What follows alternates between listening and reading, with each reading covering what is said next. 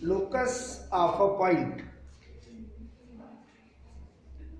According a question, a stick of length small n. A stick of length small l slips along with its ends onto perpendicular rods. Find a locus of the midpoint of the stick. Two perpendicular rods के between a length of L, a stick भी moves. Two perpendicular rods आप सबसे पहले figure में draw कर लीजिए. नेमली to perpendicular rods को आप OX परपेंडिकुलर टू OI या OI perpendicular to OX, OX and OI two perpendicular rods. A stick which length small l, a stick which denoted by AB.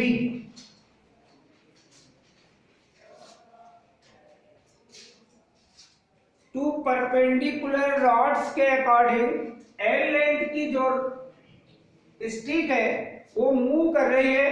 ये हो सकता है यहां पर मूव करते हुए जो आपके पास इंड ए है वो एक्स की ओर जाएगा तो इंड बी ओ की ओर आएगा. ये मूव करते रहते हैं पूरे सिचुएशन में टू परपेंडिकुलर रॉड्स के अकॉर्डिंग.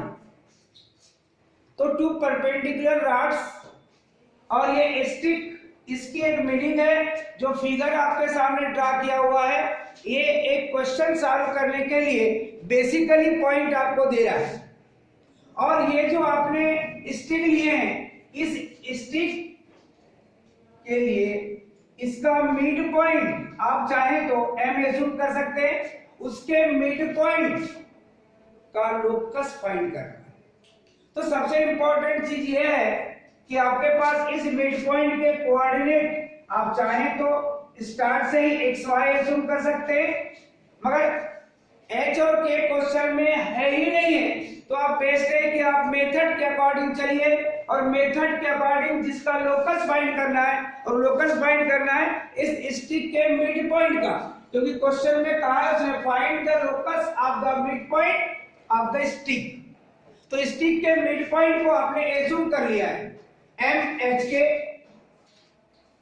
डेफिनेटली AB की वैल्यू आपके पास स्मॉल l है. ये लेंथ स्मॉल l चेंज हो सकती है. अभी आपके पास स्मॉल l है. ये क्वेश्चन में लास्ट फाइनल जो आपको लोकस फाइंड होगा उसमें भी आपको स्मॉल l मिलेगा. जो क्वेश्चन में गिवन डेटा है वो एलिमिनेट नहीं होता, मगर जो आप एज्यूम करते हैं वो पार्ट आपको एलिमिनेट करना पड़ता है या हो जाता है. तो डेफिनेटली जो आपके पास AB इज द स्टिक, सबसे पहले आप एज्यूम कीजिए. जब क्वेश्चन सॉल्व करेंगे तो सबसे पहले आपको एक स्टिक एज्यूम करनी पड़ेगी. Let AB is the stick.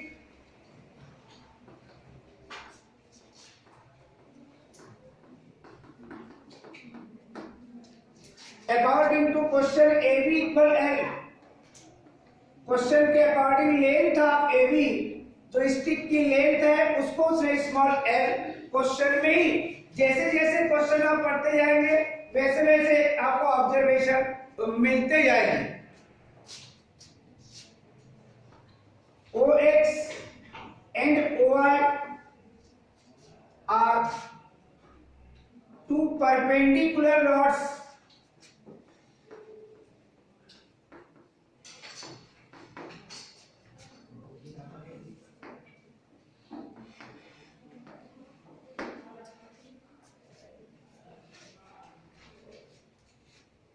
Definitely जो सिचुएशन आपके पास है, जो OX आपने एज्यूम किया है और OY जो आपने एज्यूम किया है, perpendicular rods, definitely OX and OY इस कंडीशन में आपके पास x axis and y axis के अकॉर्डिंग मिलेगी। That is OX is positive x axis and OY is positive y axis। अब आपको इतना पता है कि इन x एक्सिस y कोऑर्डिनेट 0 और इन y एक्सिस x कोऑर्डिनेट 0। ये सब अंडरस्टूड पॉइंट है जो आपको एज्यूम करते हुए चलना है। लेट OA की वैल्यू आप स्मॉल a एंड OB की वैल्यू आप स्मॉल b एज्यूम कर सकते हैं। इस लेंथ को आपने स्मॉल a एज्यूम किया है, इस लेंथ को आपने स्मॉल b एज्यूम किया है, और mid point of AB,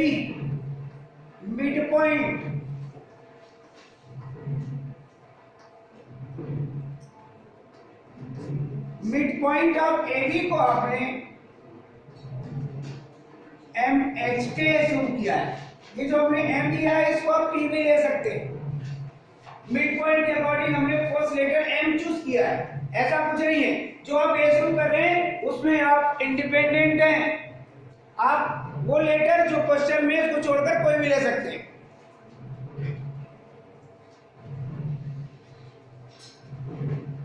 definitely जो सिचुएशन अभी तक आपने देखा है, आपको H और K में रिलेशन फाइंड करना है क्वेश्चन की कंडीशन के अकॉर्डिंग, और लास्ट में in place of H we put X and in place of K we put Y। Question में एक सबसे अंडरस्टूड पॉइंट ये है कि जो एक ट्रायंगल देख रहे हैं आप AOB, ये ट्रायंगल आपका एक्चुअली में राइट एंगल ट्रायंगल है, और 10th में आपने राइट एंगल ट्रायंगल के लिए पाइथागोरस थ्योरम की स्टडी किया है। तो आपने 10th में जो पढ़ा है उसी से कनेक्ट, या अभी तक जो 11th में पढ़ा है उसी से कनेक्ट क्वेश्चन का एक सिचुएशन आपके सामने रहता है। उस क्वेश्चन में डेफिनेट है कि राइट एंगल ट्रायंगल मेक हो रहा है, तो आपको पाइथागोरस थ्योरम अप्लाई करना ही पड़ेगा। तो इन ट्रायंगल AOB या इन राइट एंगल ट्रायंगल, या सिंपली पहले अपन कह सकते हैं in triangle AOB, angle AOB question की कंडीशन के अकॉर्डिंग है, क्योंकि OX and OY are perpendicular. Perpendicular की मीनिंग है कि उनके बिटवीन एंगल आपके पास 90 डिग्री होगा ही, that means is 90 degree. So by Pythagoras theorem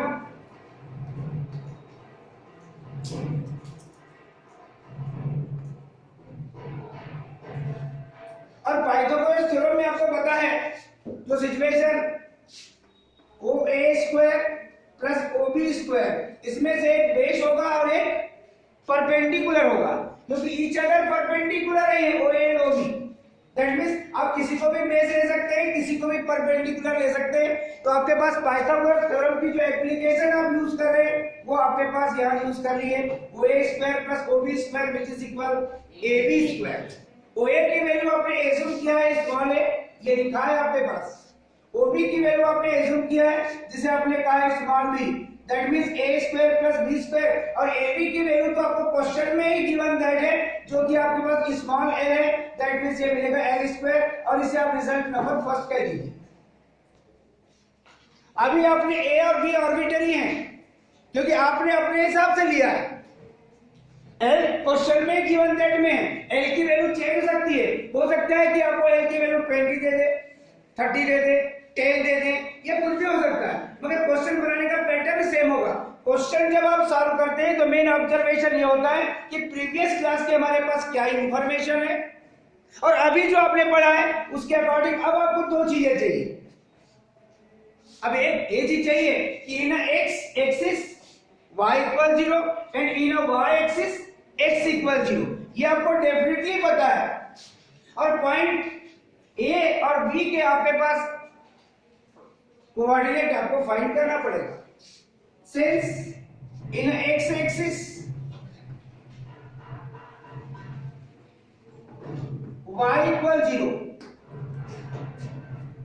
and in y axis x equal 0, so point A और बी के लिए आप जो कोऑर्डिनेट लिखेंगे वो ए की वैल्यू तो आपके पास स्मॉल ए है, मगर इस लाइन में y की वैल्यू 0 है, दैट मींस पॉइंट ए के कोऑर्डिनेट होंगे आपके पास a0 और पॉइंट बी के कोऑर्डिनेट के लिए अगर देखेंगे तो OB की वैल्यू आपके पास स्मॉल b है और OB लाइन में आपका x कोऑर्डिनेट 0 है और y कोऑर्डिनेट आपके पास स्मॉल b है, दैट मींस इसके कोऑर्डिनेट हो जाएंगे आपके पास 0। ये आपने कोऑर्डिनेट ज्योमेट्री के अकॉर्डिंग पॉइंट ए और पॉइंट बी के लिए कोऑर्डिनेट फाइंड किए और आपको पहले से ही पता है कि mid point of AB is MHK, mid point of AB is MHK, that means अब मिड पॉइंट की एप्लीकेशन इसमें आप यूज करेंगे। अब मिड पॉइंट की एप्लीकेशन आप यूज करेंगे बेटे, since MHK is the midpoint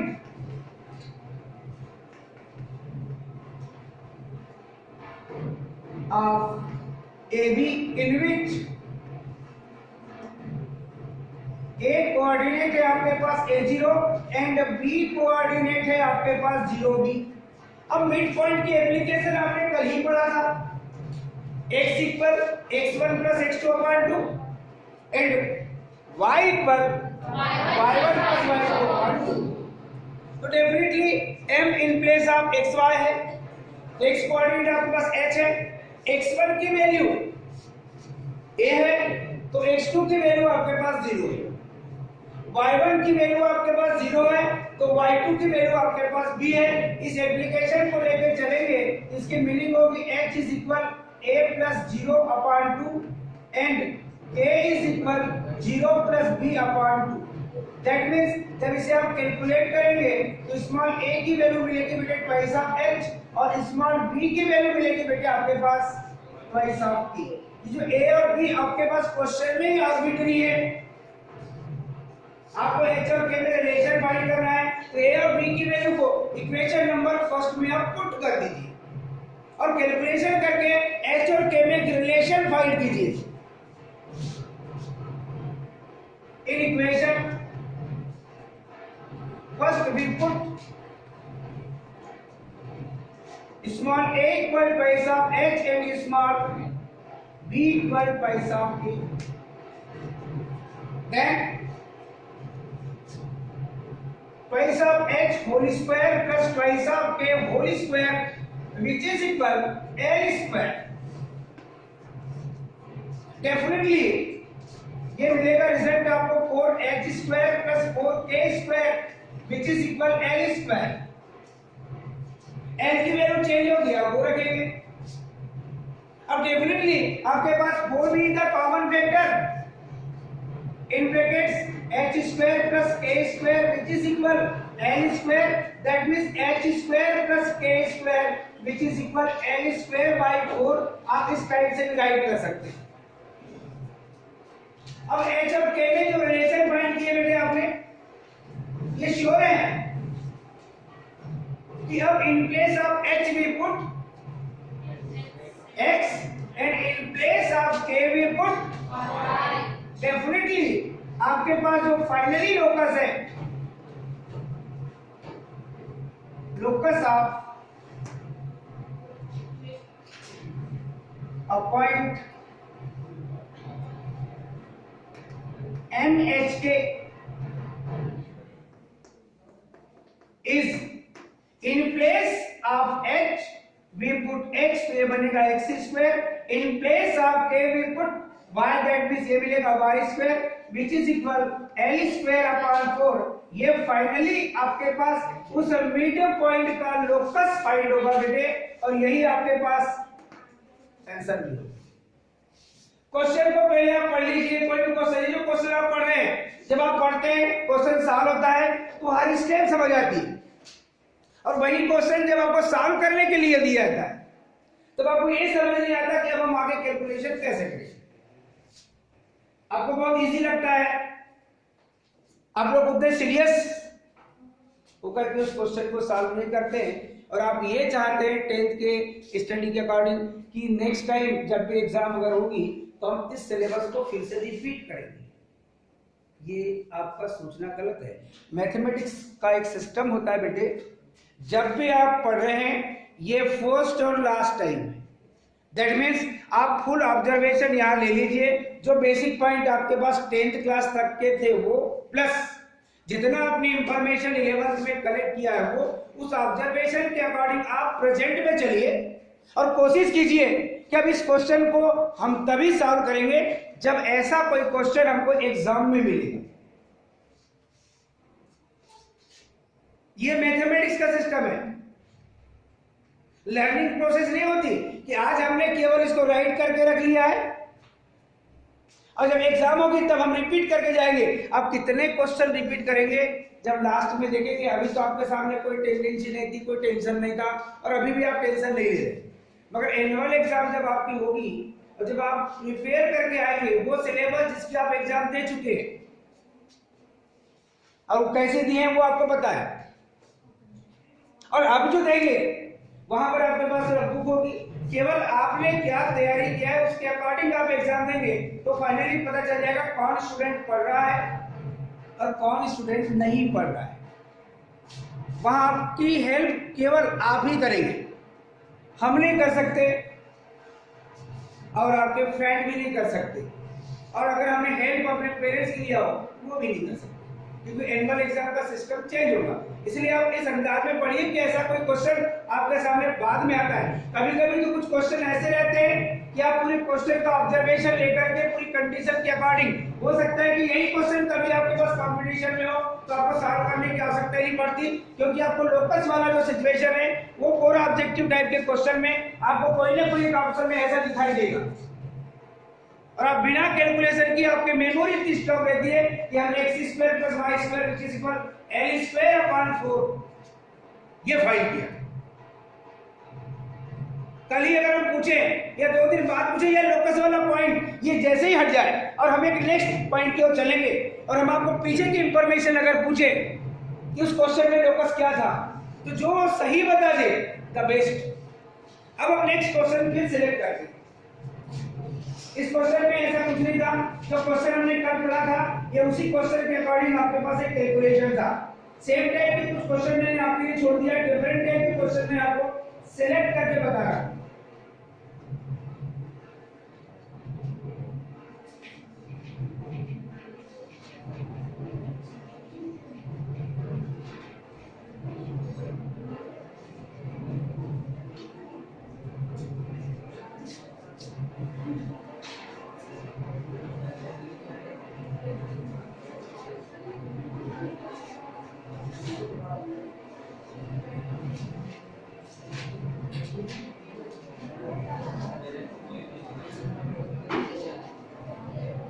और स्टूडेंट की सबसे बेस्ट क्वालिटी ये होती है जब भी हम जिस रूम में बैठ करके स्टडी कर रहे हैं जब तक हमारे टीचर न जाए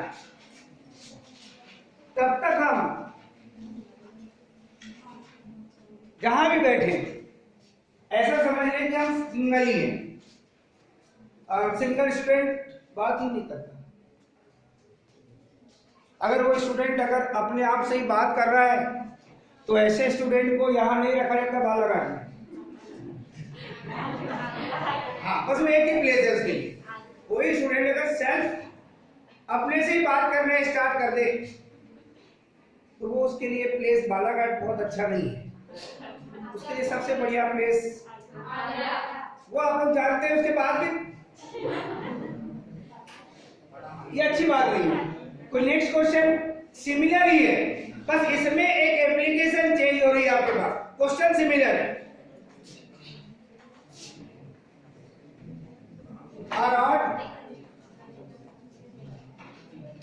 ammeter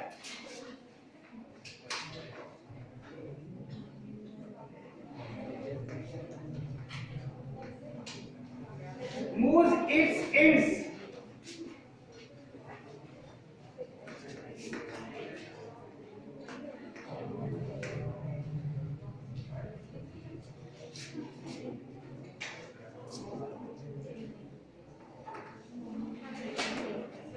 line want to put perpendicular lines.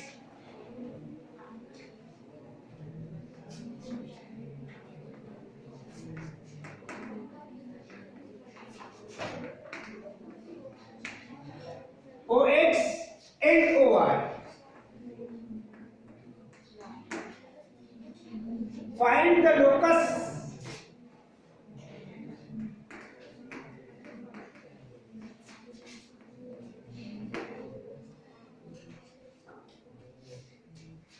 of the point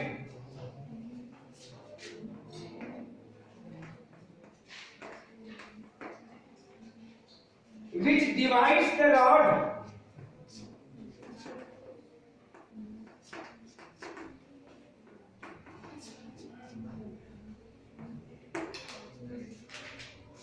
in the ratio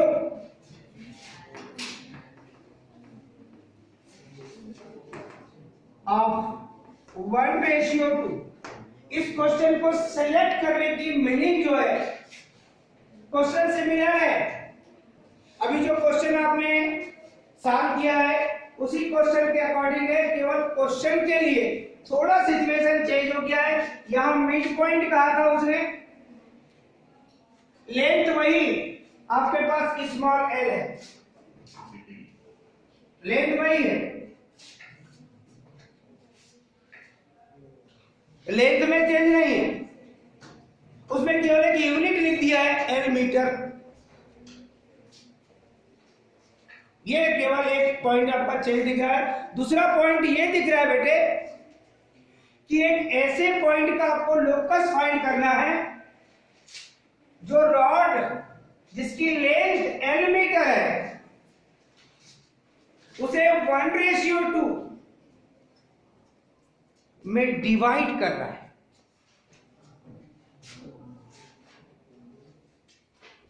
जो सेक्शन फार्मूला आप लोगों ने पढ़ा है उस सेक्शन फार्मूले की लोकस के साथ एप्लीकेशन है कि आप लोकस में सेक्शन फार्मूला कैसे यूज करेंगे। तो सबसे इंपॉर्टेंट चीज आपके पास जो है OX and OY are perpendicular according to question. ये लिखा है आपके पास OX and OY are two perpendicular lines.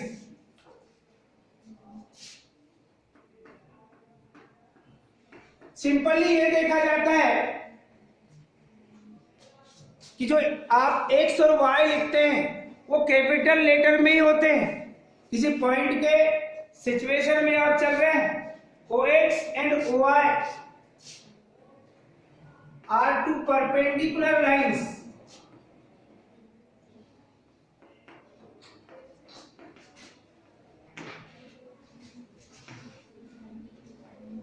ये फर्स्ट सिचुएशन है आपके पास।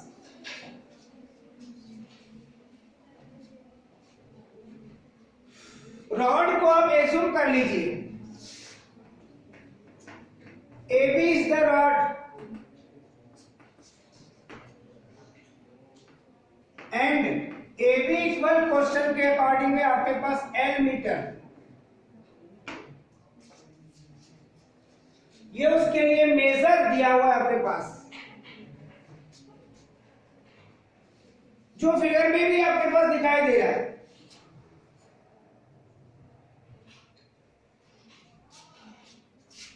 OA को आप स्मॉल ए एंड OB को आप स्मॉल बी एज्यूम कर लीजिए, फिगर में आपको दिखाई दे रहा है।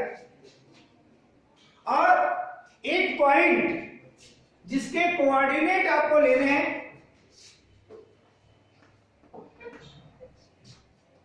अब पॉइंट उसको आप P ले लीजिए, विच कोऑर्डिनेट आप X के ले लीजिए। इस divides AB in the ratio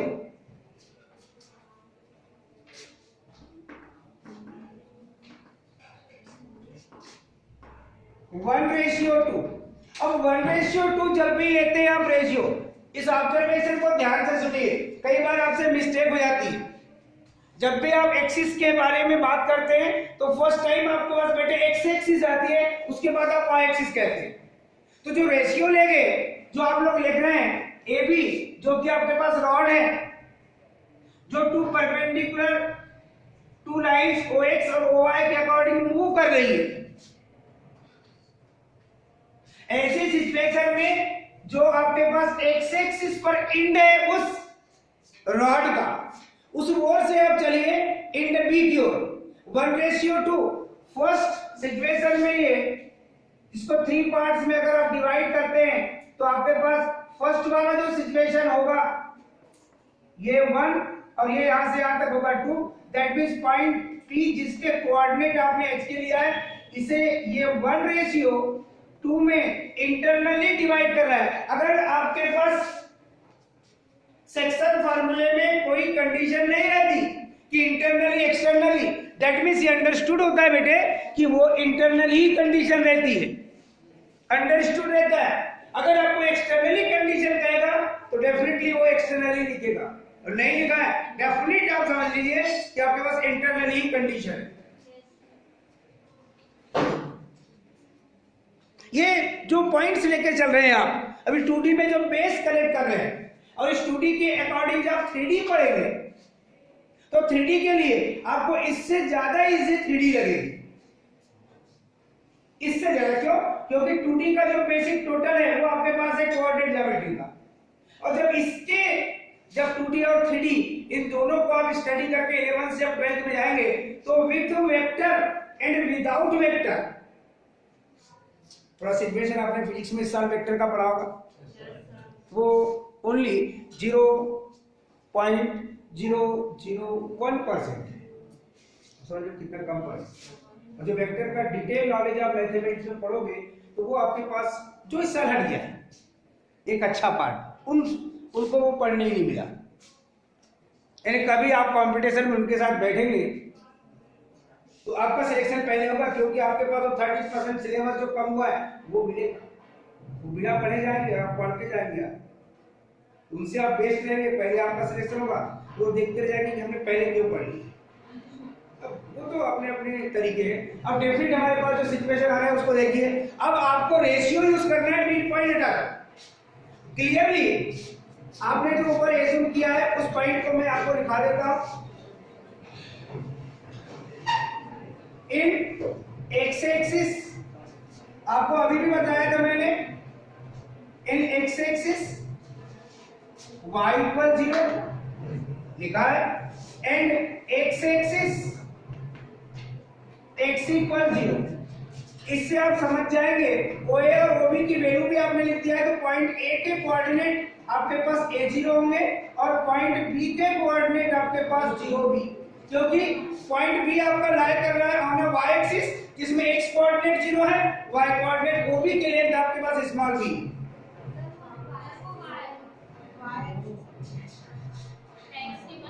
ये y ही बेटा आपको x नहीं दिखाई दे रहा होगा।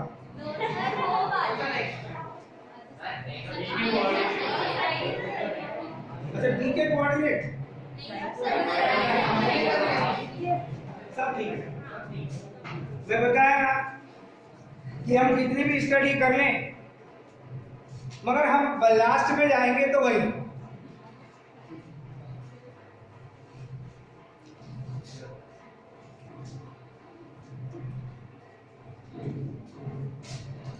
जब आप मैक्सिमम स्टडी करते हैं तो मैक्सिमम कंफ्यूजन होता है, और लो स्टडी में नो कंफ्यूजन। वो जो आप पढ़ रहे हैं वो दिखा रहे हैं कि आप लोग घर में एक्चुअल में स्टडी कर रहे हैं। More study more confusion, no study no confusion, इस टाइप का रूल्स है आप लोगों का। इतना मत पढ़िए कि हमको कंफ्यूजन स्टार्ट हो जाए। इसके पहले सेम यही पढ़े जितना अभी मैंने लिखा है, इसको भी मैंने पहले लिख चुका हूं, और उसको पढ़ने के बाद भी हम कंफ्यूज हैं। दैट मींस आप समझ सकते हैं कि दोबारा हमको वैसी एग्जाम देने मिले और वही काउंटर खुला रहे और वही लाइन अप रहे। और डेफिनेट है कि अब आपके पास जो सिचुएशन क्लियर है बेटे, 1:2 आपने उस पॉइंट के कोऑर्डिनेट भी एज्यूम कर लिया है, तो आप यहां पर लेके चलेंगे जो एक्स कोऑर्डिनेट आप लिखेंगे तो ये आपके पास a0 है और ये आपके पास 0b है और ये p xk है और ये 1:2 है। इस सिचुएशन को एक बार क्लियर करके लिख लीजिए। Hence point P which coordinate HK is divides AB in the ratio 1:2 in which ये सब चीजें बता रहे हैं आप। कोऑर्डिनेट ए, पॉइंट ए के coordinate small a0 and point B के कोऑर्डिनेट है 0। ये आपने एज्यूम किया है क्वेश्चन को सॉल्व करने के लिए कंडीशन के अकॉर्डिंग। अब आप यहां से h लिखेंगे, दैट मींस पॉइंट p का x कोऑर्डिनेट m1 की वैल्यू है बेटे 1, m1 x2 की वैल्यू है बेटे आपके पास 0 प्लस m2 और x1 की वैल्यू है आपके पास स्मॉल a और अपॉन में होगा बेटे 1+2 एंड y कोऑर्डिनेट है आपके पास के m1 की वैल्यू है 1, m1 y2 की वैल्यू है बेटे b प्लस m2 y1 की वैल्यू है बेटे आपके पास 0 अपॉन 1+2। क्लियरली जब इसे आप सॉल्व करेंगे तो h which is equal 0 plus twice of a, that means twice of a upon 3 and k which is equal ये 2 into 0 that means 0 और 1 into b that means b plus 0 की meaning होगी b और upon में होगा बेटे 3। that means यहां से आप a की वैल्यू फाइंड कीजिए डायरेक्ट और a की वैल्यू जब फाइंड करेंगे बेटे तो आपको मिलेगी कितनी 3h अपॉन और स्मॉल b की वैल्यू आप यहां से फाइंड कीजिए तो आपको क्या मिलेगी 3। जब आपने स्मॉल a और स्मॉल b की वैल्यू फाइंड कर लिया तो एक ही ऑब्जर्वेशन अब आपके पास बचा है जो ट्रायंगल में हो रहा है बेटे AOB, ये राइट एंगल ट्रायंगल है क्योंकि OX and OI are two perpendicular lines. OX और OI के बिटवीन जो एंगल है वो 90 डिग्री है। तो कौन सा ट्रायंगल में हो रहा है बेटे? Right angle triangle. और राइट एंगल ट्रायंगल के लिए आप लोगों ने क्या पढ़ा है? तो पाइथागोरस थ्योरम को अपन अप्लाई करेंगे और उसको अप्लाई करने के बाद स्मॉल a स्मॉल b की value in terms of h and k put करेंगे, h और k में एक रिलेशन फाइंड होगा और फाइनली लास्ट में जाने के बाद आप in place of h x put करेंगे and in place of k आप y पुट करेंगे और फाइनली उस पॉइंट का लोकस होगा जिसे आपको फाइंड करने के लिए कहा गया। क्लियर? तो अब आप कैलकुलेशन के लिए जो पार्ट आपने पढ़ चुके हैं, समझ चुके हैं, क्लियर कर चुके हैं, उस पार्ट्स को आप हटा दीजिए।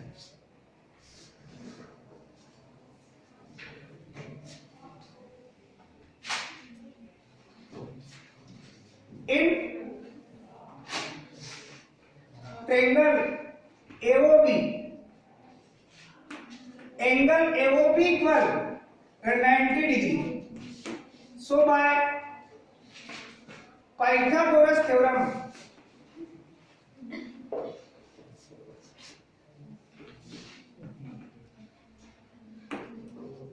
OA square plus OB square which is equal AB square.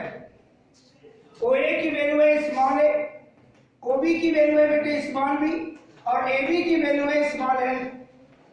तो a square plus b square which is equal l square, ये वही रिलेशन है जो इसके पहले आया। केवल रेशियो के कारण आपके पास कोऑर्डिनेट दैट मींस a और b की वैल्यू चेंज हो गई है। वहां मिड पॉइंट था तो मिड पॉइंट के अकॉर्डिंग था, यहां पर आपके पास 1:2 है। ये रेशियो एग्जाम में चेंज हो सकता है कि 2:3 कर दे, 1:4 कर दे। ये रेशियो चेंज होने के कारण आपका लोकस चेंज होते रहता है। जो चेंज करना है वो चेंज हो सकता है। ये पर्टिकुलरली कोई आवश्यक नहीं है कि आपको रेशियो वही दिया जाएगा, रेशियो चेंज जाएगा, बाकी क्वेश्चन सेम रहेगा, लेंथ को चेंज कर सकते हैं मगर क्वेश्चन बनाने का पैटर्न सेम होगा।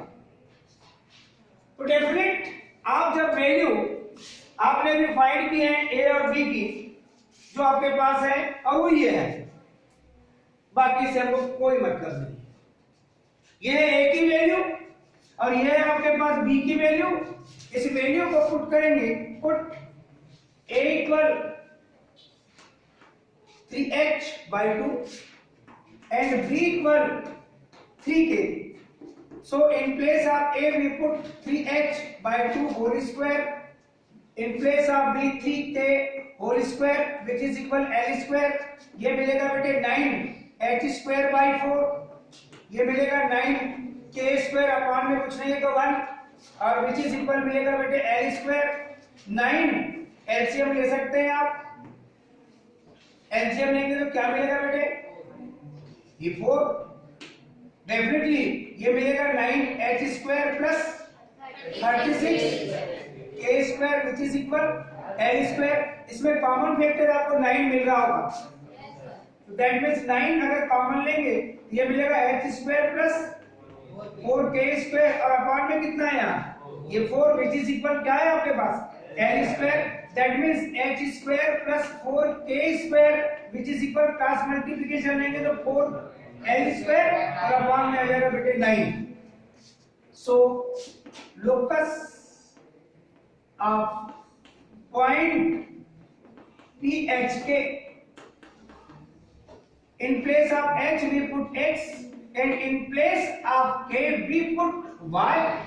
ये लोकस के लिए जो आपकी मेथड है कि आप लास्ट में H और K में जो रिलेशन फाइंड करते हैं तो इन प्लेस ऑफ H आप X पुट करते हैं और इन प्लेस ऑफ K आप y पुट करते हैं। और यदि आप स्टार्टिंग से ही x y लेते हैं variable point, that means moving point के कोऑर्डिनेट जो 1:2 में इंटरनली डिवाइड कर रहा था AB को, तो आपको लास्ट में चेंज करने की आवश्यकता नहीं पड़ती। और वो तब लेते हैं आप, मैंने कंडीशन बताया हूं कि जब क्वेश्चन में ही आपके पास h और k किसी न किसी कंडीशन के अकॉर्डिंग गिवन रहते हैं, तब आप h के मत लेना, बार बार कह रहा हूं लेना उसके बाद भी, तो फिर आपको वही मिलेगा।